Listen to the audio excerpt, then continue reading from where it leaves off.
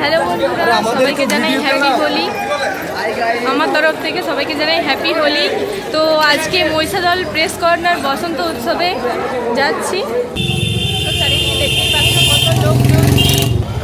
আমি, আমার বোন, এই যে আমার বোন, এটা আমার মা, চলে এসেছি আজকে বসন্ত উৎসবে মহিষাদল। কারা কারা এসেছে অবশ্যই কমেন্ট করে জানাবে। তো চলো সেখানে গিয়ে দেখা হচ্ছে।